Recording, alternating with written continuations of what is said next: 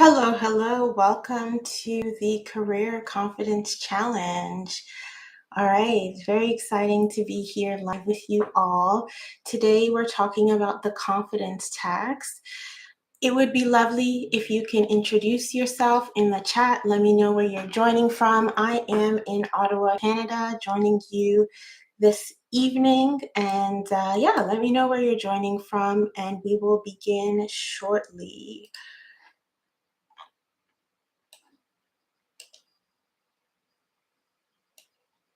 I know some of you are here live, and then there are some people who will catch the replay. But yeah, go ahead and leverage the chat. Let me know where you're joining from. I love always seeing the different locations people join us from.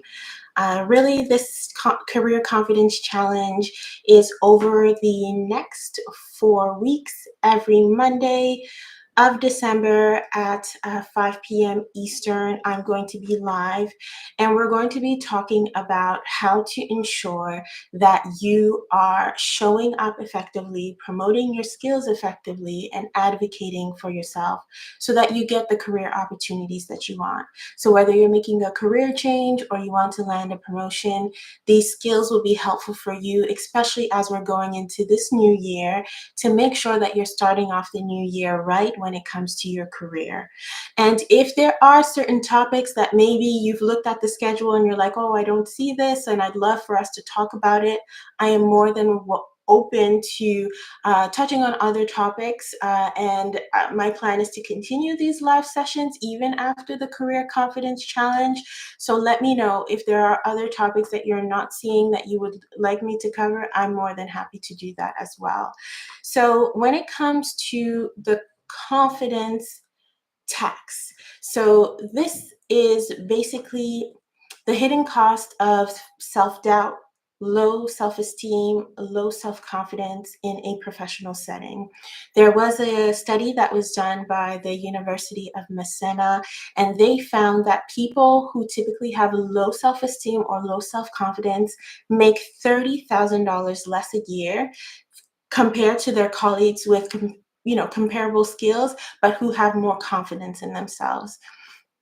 And this is what is called the confidence tax. And it's basically the tax that people pay, not necessarily always money related, but sometimes it's in missed opportunities, delayed promotions. When you constantly undervalue yourself through self-doubt or fear of failure, those missed opportunities that happen because of lack of confidence. So that's what we're really focusing on for today. And, I shared with you some of those tangible kind of cost in terms of missed opportunities, in terms of taking a lower pay, but there are other costs as well to this confidence tax. And that could be stress.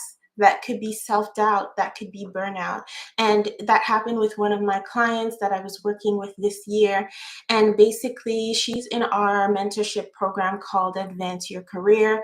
And when she came to me, she had been in the same position for a while, and she wanted to make that next step to the next level. But as much as she was working hard, they weren't considering her for that role. And she knew that it partly had to do with the fact that she wasn't speaking up. She wasn't advocating for herself. She wasn't making herself known or visible in the workplace. She just put her head down and did her work, which I have found myself there, especially as an introvert. That is my default setting. If I don't make an effort, that's typically where I will stay. But in working together, in her realizing the value of speaking about her skills, in her realizing the value of building a personal brand and actually advocating for herself in the workplace, in a couple of months, she was offered a promotion within the team that she was in, and that ultimately led her to her getting the pay increase, the boost in confidence, and being able to know that, hey, I am able to speak up in a meeting, I am able to do that presentation. So a lot of times it's not that you don't have the skill, it's not that you don't have the ability, but it's just a matter of you being able to bring it out in a way that feels authentic and real to you. By leveraging the strengths that you already have to be able to succeed in the workplace. So I see that Joy is joining us here from Houston. Really nice to have you, Joy. And Orlando joining us from Richmond. Welcome to both of you. If there are others who have joined us and are here live, go ahead and let us know where you're joining from. And if you're watching the replay as well, just drop me a message. I will come back and check some of the comments. From Montreal. Oh, I am originally from Montreal. It's nice to see some Montrealers here this evening. That's amazing. Okay, so let's talk about the PI formula. The PI formula is a formula that was developed by Harvey Coleman, and it is a tool that was created for career success. And so there's three main components to the PI formula. And so the three components are your performance, your image, and your exposure. And basically, what Harvey Coleman says is that when it comes to these three things, the most important out of the three is your exposure. So he says that you can put 10% of your effort towards your performance, meaning that your performance should be the basic. That should be like your default setting. Obviously, you should do your job right? So that's 10% goes towards your performance, 30% goes towards your image. So image being how you show up at work, your personal brand, how are you your image in terms of your ability to convey and articulate what you do accurately. So that's the image side. He says 30% should go of your effort should go towards that, and then 60% should go towards exposure. So if you think about it, that means that there's so much value in you being able to be confident and leverage your skills, because it's not just about the hard work that you're doing. It's actually about you being able to articulate that hard work and then expose that hard work to the people that matter. And that all comes from your ability to have confidence in yourself, confidence to influence how effectively you showcase your abilities.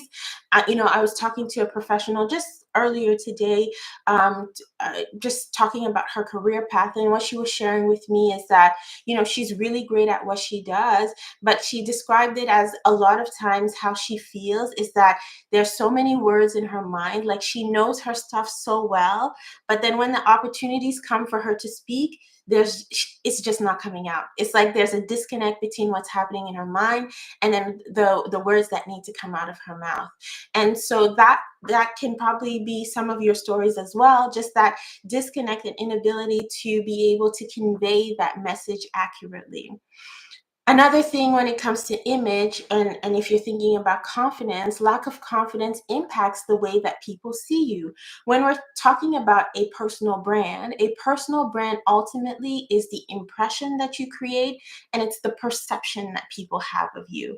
And whether you have intentionally decided I'm going to build my personal brand or not, you have one. And so it is important that you take control of the narrative of how your image is being perceived, how your personal brand is being perceived. Because if you don't take control of that narrative, someone else is going to take control of it. And I've seen this in my career where in the early days, people would say stuff like, oh, you're so quiet, or, you're antisocial. And as much as, okay, yeah, I wasn't really talking to people that much, or I wasn't interacting with people, that wasn't truly who I was.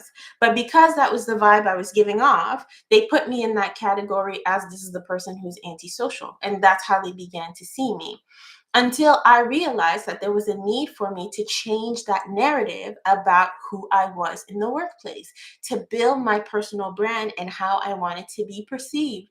So the question that you have to ask yourself is, how do you want people to perceive you? You do have the ability to influence that.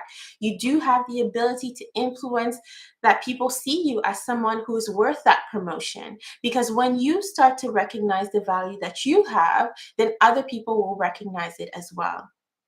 And then the last thing when it comes to the PI formula, Harvey Coleman talks about exposure. So exposure is, when you think about it, is leveraging your network. Who are the people who are around you who will help you with that visibility that you need?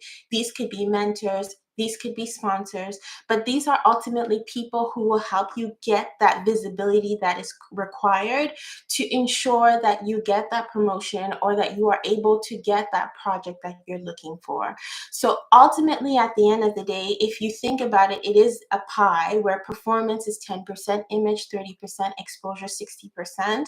I would say, depending on what industry you're in, obviously the percentages can vary, but what the key message is that doing hard work is the bare minimum.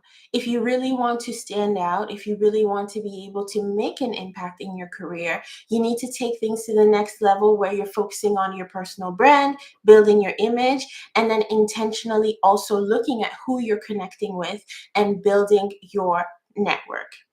So any questions so far? I'm going to be talking about strategies to reduce the confidence tax. I'll be sharing with you 3 strategies, but I would love to know if there are any questions so far and what I've shared before I get into the practical of how do we actually ensure that we're not paying the confidence tax. So please use the chat, let me know. And I'm seeing a couple of other people joining. Nicole from Ottawa. Hey, Nicole, thanks for being here. From Los Angeles. That's nice. I'm sure it's sunny and beautiful where you are while I look at the snow outside my window. Thanks for joining us. So let me know if there's any questions, or can you put the name of the piper? Of course, it's Harvey Coleman. I will drop that in the chat right here. And it's part of a book. The book is quite old. It's from the 90s, but honestly, like, the information is still relevant, and you need to adapt it with the times that we have now, social media, LinkedIn. So when he's talking about image, he's talking more about like the way you dress and making sure you handshake and all those things. All those things are still very important, but just keeping in mind, like, if you decide to pick up the book, just you need to also realize that it was written in a different time than where we are right now. So just keeping that in mind as well. Okay, let's keep going then if there's no other questions. So let's talk about some strategies to reduce the confidence tax or not paid at all. And I'm only sharing 3 with you here, but there's obviously lots of other strategies. But based on who you are, your personality, you can pick and choose what aligns best with your way of doing things, and then implement the ones that work for you. The first thing that I am sharing in terms of a strategy is reframing confidence as a skill. So think of confidence as in another professional skill. The same way that you go for training to learn how to use a software or a tool, think of confidence as a skill that is necessary for your career. It's not something that's just magically going to appear that all of a sudden one day you're confident. It's something that you need to practice. It's something that you need to intentionally develop. It's a habit. The same way you build the habit of going to the gym, of being able to eat right, or whatever habits that you're trying to build, that's the same way that you need to be intentional about building confidence. There is a book that I read recently. It's been a year now, but Atomic Habits. I'm sure a lot of you have read that book as well. A great book in terms of helping you to be able to understand your habits and reframe your habits. One of the strategies that was shared in Atomic Habits is habit stacking. So this is a strategy where you basically already have a habit that you're doing, an existing habit that is already part of your routine, and you want to pair that habit with the new habit that you're trying to create. And the idea is that this technique will allow you to leverage the consistency of your current habit to build new ones seamlessly. So I'll give you an example of what this can look like for someone who's trying to build confidence. Again, because we're reframing confidence as a skill. Confidence is a muscle. We are exercising that muscle. So we're intentionally building confidence as a skill. The example, somebody's trying to gain confidence in public speaking. So they want to be able to practice their communication skills daily. So let's say an existing habit that they already have is that every morning before they start work, they make their coffee. And so now, how are they going to create this new habit? While they're waiting for the coffee to brew, let's say they're going to spend 2 to 3 minutes practicing speaking aloud. And this could be either reciting a speech or reading a book out loud or reading an article out loud, or they're practicing their elevator pitch in terms of how they're going to present themselves in meetings or at a networking event. So this is basically the trigger. Every single time they push that button to start the coffee machine, they're going to start rehearsing their 2-minute pitch, or they're going to take a book and read out loud to hear how they sound when they're reading out loud. And by doing that consistently, basically what they're going to do is they're going to form that habit around building their communication skills, building their public speaking skills. And what ultimately will happen is that with that daily practice, they will be able to practice in a setting that's like lower pressure, which will ultimately help them reinforce that positive self-perception that they are able, firstly, to build a habit, to do something consistently, and then also improve their communication skills as they're doing it. This will ultimately help them reduce the fear of public speaking because they're doing it in incremental steps.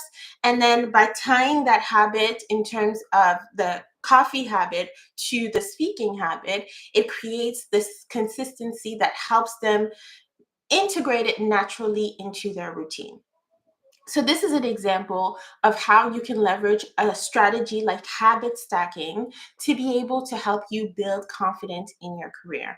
And so for you, it may not be public speaking, maybe it's something else when it comes to confidence. Maybe it's being able to just speak up in a meeting, or maybe, you're one of those people that when it comes time to introduce yourself in a meeting, your heart is pounding and you lose your words at that time. Whatever it may be, find a habit that already works for you, that you do very consistently, and try to form this new habit around it so that when you're doing that regular routine, you're now practicing the new one around it. So that's one strategy that can help you in trying to build that confidence muscle as a skill.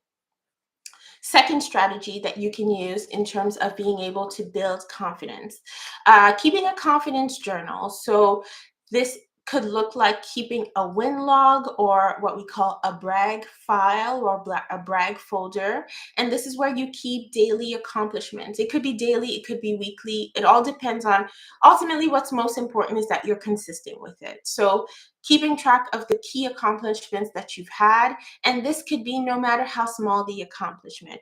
Ultimately, you want it to align with your goal that you have and really reflect on it to be able to see what progress have you been able to make. Because what will help you do is that you're regularly documenting your achievements, no matter how small they are. And what will happen over time is that these are reminders for you of your growth. These are reminders of your skills, especially when you come to times where maybe you're doubting yourself, where you need to reinforce that confidence. You're able to go back to your brag file and remind yourself of the achievements that you've made. I do this a lot, especially in my business. There are times where things are not going well.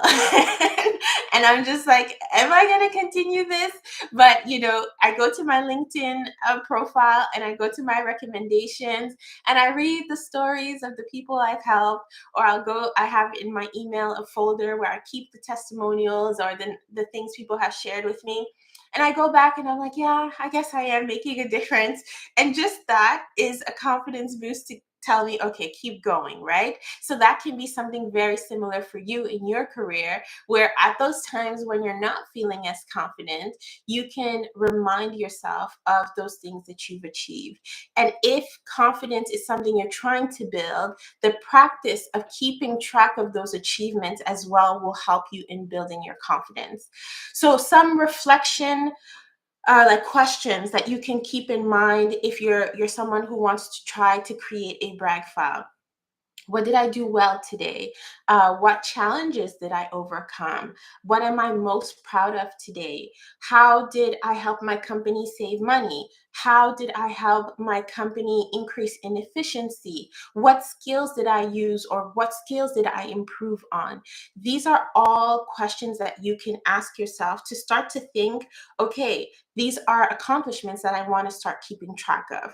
Because what typically happens, especially as I'm working with professionals, is that when it comes time for them to prepare for an interview or to update their resume, and I'm asking them, okay, what results are we going to put on your resume? They don't remember, because for them, it's just like, I'm just doing my job. I'm not thinking about this, action that I took led to this result or this impact for the company.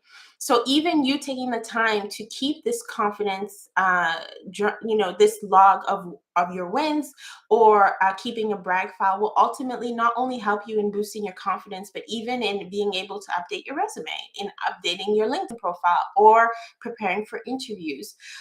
What ultimately I want you to keep in mind, if you choose to implement this strategy, is look for patterns. Are there patterns in terms of things that you're noticing?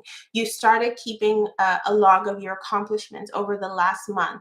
Are there certain strengths that you're always using, that you're always leveraging? Are there certain skills that you often rely on? Are these strengths and skills things that you can start to brand yourself around, to be able to say that, hey, I am an accountant, yes, but I'm an accountant who knows how to build relationships that ultimately help the company save money. And maybe through the various accomplishments that you have logged, that's the strength that you see repeated. So you can start positioning yourself as that person. Another thing to keep in mind are, what are your biggest wins for the week? If there are certain things that you were able to achieve in a week, keep track of that. And then how can you build on those achievements? Even if you're keeping track of those small steps, how can you continue to make that progress? Now, let's look at our third strategy, is building a confidence circle. So this goes really well with what Harvey Coleman was talking about in terms of exposure being the most important thing for you to achieve career success. So in terms of being able to build the right connections, what can help is having a confidence circle. Some people call it your personal board. Like, there's different terminology that people may use, but ultimately the goal is the same, where you have peers, you have a coach or a mentor or a sponsor, people who are there for you, who will advocate for you, and who will support you. And really, this confidence circle is people that you ultimately trust, who actively are supporting you, encouraging you, and advocating for your growth and success. You need people around you who will challenge you, not people who are around you who are happy with the status quo. And that does happen. I've been in places in my career where they were just comfortable with me, being behind the scenes and just doing the work, because ultimately it benefited them. And, there's a client I'm thinking about where that was her story, where ultimately she was doing her manager's job, a lot of his responsibilities, and it brought him the glory, if you want. So it's not like he wanted her to start advocating for herself or start speaking about her achievements, because her staying in that low level was benefiting him. So, though that's not who you want in your confidence circle. You want people who you trust, who actually will advocate for you, who will support you. And these are people who will also stay accountable and offer you that feedback that you need to be able to step up to the next level that you need to go to. So this is ultimately a safe space where you can celebrate your wins and work towards those challenges that you may have. And the idea is that this will support you in building long-term confidence by surrounding yourself by the people who uplift you or inspire you. I would love to know in the chat, you can just drop a number, so 0 to 10. How confident are you feeling in your career right now? 10 being you feel super confident, you're comfortable speaking up, you're confident in promoting your skills, advocating for yourself, and then 0 being the opposite. So scale from 0 to 10, just to get a sense of where we're at. in terms of our confidence level.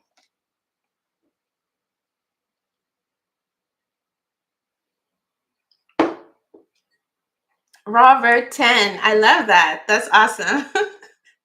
Nicole, 6. Sounds good. Sounds good. Another 6 here. Martha, 6 as well. Okay, okay. That's good. At least I feel like 6 is still a good number. We're on the higher end, 6 to 10 is what I'm seeing, which is good news. So, um, this is a 4-week challenge, as I was telling you. So the challenge for this week is to pick one of the strategies that we discussed, or maybe you have your own strategy that we didn't discuss today that is helping you to be able to build your confidence at work, and take a concrete action in implementing that strategy this week. Because at the end of the day, the confidence tax, as I was telling you, is the hidden cost that you may be paying either through lower salary or through missed opportunities by you not advocating for yourself or speaking up at work. But what you need to understand is that confidence really isn't the absence of fear, it's taking action despite it. Because yes, sometimes it's going to feel uncomfortable. Yes, a lot of times it's going to feel like I'm really stepping outside of my comfort zone. But when you ultimately realize that, that's when you can reclaim those opportunities that you truly deserve. So we have a LinkedIn group for the Career Confidence Challenge. If you are part of the people who is going to stay with us over the next 4 weeks, I'm dropping the link in the chat so you can join the LinkedIn group. I will be checking it throughout the week so we can communicate throughout the week, but that's the challenge for this week. Actually take one of the strategies and implement it. Take a concrete action this week towards increasing your confidence at work. So this is week 1. I'll stop now and see if we have any questions. I've put in the chat the link to the LinkedIn group that you're more than welcome to join. And I'll stay on for the next couple of minutes to see if we have any questions.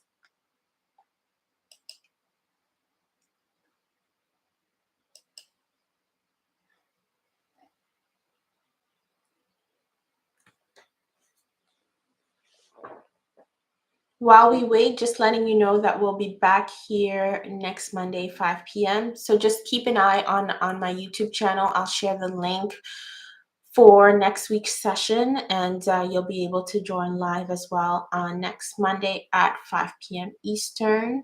Now we're taking any questions that people may have regarding our topic of the confidence tax, or even what was shared regarding the strategies.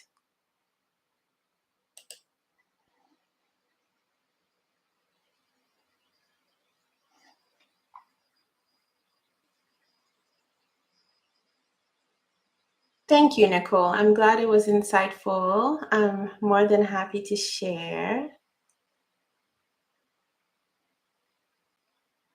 No questions. Okay, sounds good. Sounds good. So the challenge continues. Join the LinkedIn group because we will be communicating throughout the week there. And the challenge continues next Monday at 5 p.m. Eastern. Thank you to those who joined us live. And if you're watching the replay as well, you're more than welcome to join the LinkedIn group. I'll share the information. So for all of you, have an excellent evening or rest of your day, and I'll see you again next week. Take care. Bye, everyone.